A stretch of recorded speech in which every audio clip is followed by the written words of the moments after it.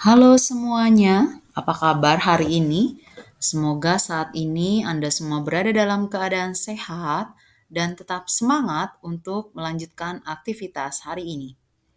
Berjumpa kembali dalam pembelajaran persiapan penerimaan Sakramen Krisma yang ke-9.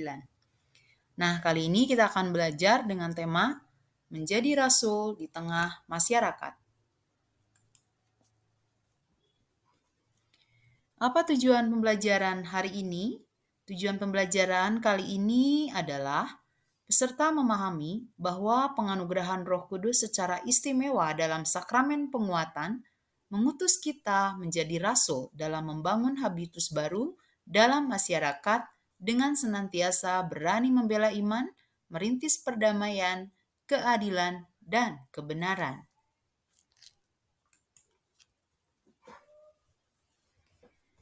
Nah, sebelum dilanjutkan, kali ini kita akan belajar dari pengalaman para rasul.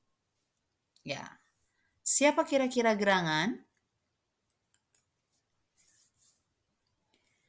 Melalui sakramen penguatan, kita mendapat anugerah Roh Kudus secara istimewa yang memberi kekuatan kepada kita untuk berani membela, mempertahankan iman, kepercayaan kita kepada Allah dalam nama Yesus Kristus. Nah, dalam Kisah Para Rasul bab 6 ayat 8 sampai dengan ayat 15, kemudian bab 7 ayat 1 sampai 53, dilanjutkan bab 7 ayat 54 dan dilanjutkan lagi bab 8 ayat 1a, memberi gambaran tentang keberanian martir pertama dalam gereja dalam menghadapi tantangan kehidupan berimannya. Apa yang dialami oleh dia? Lalu siapa sih martir pertama itu? Nah, silakan sekarang Anda ambil Alkitab, kemudian buka Kisah Para Rasul bab 6 ayat 8 sampai dengan ayat 15, kemudian dilanjutkan bab 7 ayat 1 sampai dengan ayat 53, dan terakhir dilanjutkan lagi bab 7 ayat 54 sampai bab 8 ayat 1a. Nah, silahkan dibaca terlebih dahulu dengan seksama.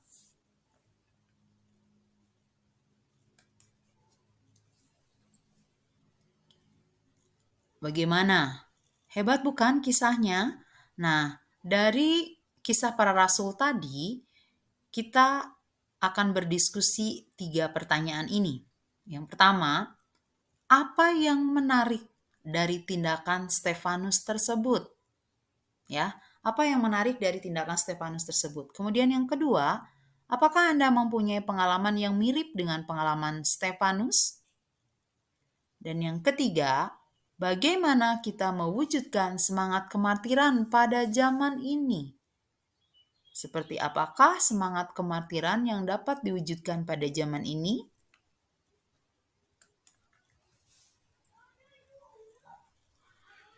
Nah, sekarang sebelum dilanjutkan, kita akan berdiskusi tentang sebuah cerita. Di sini ada cerita tentang Natasha. Dia adalah seorang saksi iman. Seperti apakah kisahnya? Cerita ini terjadi di tanah Rusia pada masa penganut agama Kristen dikejar-kejar dan dianiaya secara kejam. Pada saat itu, biasanya orang-orang Kristen secara sembunyi-sembunyi berkumpul di salah satu rumah untuk berdoa bersama-sama dan untuk saling meneguhkan. Nah, pada suatu hari, polisi rahasia berhasil menggerebek sebuah rumah dan berhasil menangkap sekumpulan orang-orang Kristen yang sedang berkumpul. Di antara orang-orang itu, terdapat seorang gadis cantik bernama Natasha. Ia adalah penggerak kelompok. Ia selalu berbicara tentang Yesus yang siap menderita demi kerajaan Allah. Seperti orang-orang yang lain, Natasha disel, diinterogasi, dipukul, dan diperlakukan secara keji. Kemudian, Natasha dilepas kembali dengan ancaman tidak boleh berkumpul kembali. Tetapi selang beberapa saat kemudian, ketika polisi rahasia menangkap lagi orang-orang Kristen yang berkumpul untuk saling meneguhkan, ternyata Natasha ada di antara mereka. Natasha disiksa dan dianiaya secara keji. Kali ini ia harus kapok. Dalam keadaan setengah hancur, ia dilepaskan. Tapi ketika polisi menangkap lagi sekumpulan orang Kristen yang sedang berkumpul, ternyata Natasha berada pula di tengah mereka. Nah, kali ini gadis Natasha sungguh dihancurkan oleh penganiayaan yang di luar batas kemanusiaan. Lalu ia dibuang ke tempat kerja paksa. Dan sejak saat itu, Natasha tak terdengar lagi. Tetapi seorang polisi yang turut menyiksanya selalu ingat padanya. Ia menyesal telah menyiksa gadis cantik yang demikian tekun pada keyakinan dan tugasnya. Bertahun-tahun ia mencari Natasha di semua tempat pembuangan untuk meminta maaf dan ampun. Tetapi ia tidak pernah menemukan Natasha. Kemudian ia menuliskan sebuah pengalamannya itu dalam sebuah buku yang menjadi sangat termasyur yang berjudul Maafkan Saya, Natasha.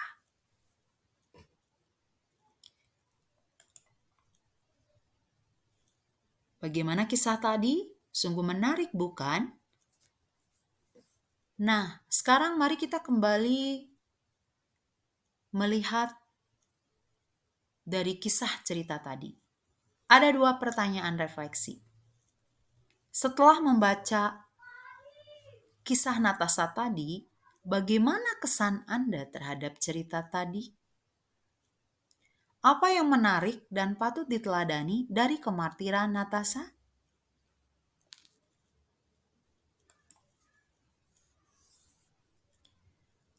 Nah, jika dibandingkan dengan kisah Natasha tadi, kemudian kisah para rasul tadi, nah mari kita lihat kenyataan yang masih ditemukan dalam kehidupan sehari-hari.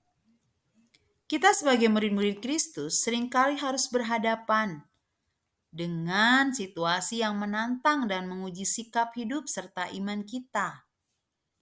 Kita dihadapkan pada pilihan antara mempertahankan iman kepada Yesus Kristus dengan konsekuensi menghadapi kesulitan atau meninggalkan iman akan Yesus Kristus dan menjadi aman atau selamat sendiri.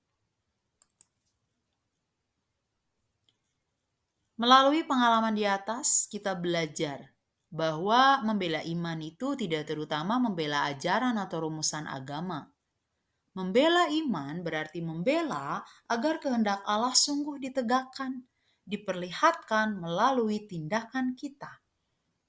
Misalnya, bila Tuhan tidak menyukai balas dendam, maka kita pun dipanggil untuk tidak balas dendam. Bila Tuhan menghendaki agar kita mengampuni musuh, maka selayaknya lah kita pun berupaya memperlihatkannya secara nyata. Tentu saja, hal itu bukan suatu hal yang mudah.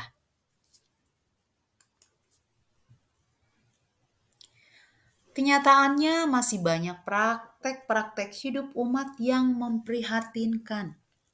Kita masih sering mendengar orang-orang Kristen yang cepat menyerah bila ada tantangan datang. Misalnya, pemuda atau pemudi dengan mudahnya meninggalkan iman akan Yesus hanya karena terlanjur jatuh cinta dengan pemuda atau pemudi yang beragama lain. Ada pula umat yang dengan mudahnya pindah agama atau pindah gereja hanya karena tidak senang dengan pastor atau pengurus jemaatnya. Ada juga umat yang mengaku Katolik selama anaknya belajar di sekolah Katolik. Setelah anaknya selesai, ia pun keluar. Ada pula yang tidak berani mencantumkan identitas Katolik dalam KTP-nya dengan tujuan agar urusan pekerjaan, pangkat menjadi lancar dan tidak dipersulit. Dan lain-lain.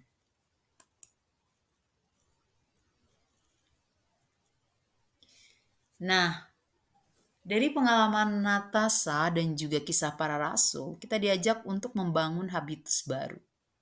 Pengalaman Natasha hanya merupakan salah satu contoh saja, dengan harapan hal serupa tidak terulang lagi. Walaupun hal serupa dalam kadar yang berbeda mungkin masih kerap terjadi di tanah air tercinta ini. Kekristenan dan orang-orang Kristen masih dianggap asing dan agama penjajah atau kebarat-baratan yang sekaligus dianggap sebagai ancaman bagi kelompok tertentu. Tetapi sebagai bagian dari masyarakat, setiap orang Kristiani, Anda dan saya, kita semua dipanggil untuk terlibat secara aktif dalam membangun dan mengembangkan masyarakatnya ke arah yang lebih baik, sekalipun tantangan dan rintangan menghadangnya. Dan bagi gereja, kita, saya dan Anda, sekarang ini panggilan yang paling mendesak adalah untuk membangun habitus baru bagi masyarakat bangsa kita. Nah, dalam hal ini, habitus baru bisa diartikan sebagai habitus itu adalah tata nilai dan peradaban baru, terutama habitus yang bersifat publik dengan tidak melupakan dan melalaikan habitus kekatolikan. Ya. Dimanapun kita berada, kita harus membangun habitus itu tanpa melalaikan habitus kekatolikan. Kita tetap perlu membangun dan mengembangkan habitus kekatolikan. Kita tak perlu malu dan takut memulai dan mengakhiri doa dengan membuat tanda salib dimanapun kita berada, atau berani menolak acara-acara yang menghalangi kita untuk dapat merayakan Ekaristi dan lain sebagainya.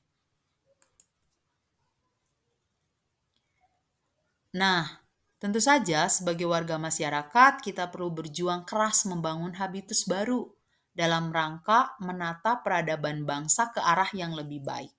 Nah, beberapa contoh dapat dilakukan di sini. Yang pertama, kita tidak hanya sekedar menjadi orang saleh yang taat dan tekun menjalankan agamanya, melainkan orang keteladanan imannya mampu mempengaruhi dan mempertobatkan orang lain. Dengan keteladanan iman kita mampu mempengaruhi dan mempertobatkan orang lain, bukan hanya sekedar dapat menjalankan ibadah agamanya. Tidak hanya sekedar tidak terlambat datang dalam setiap acara atau kegiatan atau rapat. Kalau perlu hadir lebih awal sebelum acara dimulai sehingga mempunyai kesempatan untuk membangun silaturahmi dengan orang lain. Ini dua contoh habitus baru yang dapat kita bangun. Hal lainnya, habitus baru yang dapat kita lakukan adalah tidak hanya terbiasa membuang sampah pada tempatnya, tetapi kita sudah mulai mengajak tetangga, teman, untuk memilah sampah dan mengolah sampah menjadi pupuk kompos atau bahan daur ulang lain, ya. Sehingga selain mengurangi volume pembuangan sampah, dapat pula dimanfaatkan untuk penghijauan di sekitar tempat tinggal. Hal berikutnya, misalnya tidak sekedar tidak melakukan korupsi, tetapi selalu berusaha agar uang rakyat sungguh-sungguh demi kesejahteraan rakyat. Kemudian, tidak hanya terlibat dalam kegiatan kemasyarakatan, melainkan berjuang membangun opini dan kebiasaan masyarakat untuk senantiasa membangun persaudaraan sejati tanpa sekat apapun. Nah, bagaimana kira-kira menjadi rasul di tengah masyarakat? Apakah mudah? Tentu saja tidak mudah, ya. Kita sebagai pengikut Kristus, sebagai orang Katolik, apalagi Anda akan menerima sakramen Krisma, semakin didewasakan dalam iman, semakin mampu untuk terlibat, semakin mau terlibat, semakin mau dan mampu menjadi rasul Kristus di tengah masyarakat yang begitu banyak tantangan di zaman ini, dan semoga kita tetap setia sampai akhir dalam iman kita akan Kristus, apapun tantangannya. Demikian pembelajaran kita pada kali ini. Semoga penjelasan singkat ini dapat dipahami dan dapat bermanfaat untuk Anda semua. Tetap sehat, tetap aman, tetap teguh dalam iman. Tuhan Yesus memberkati.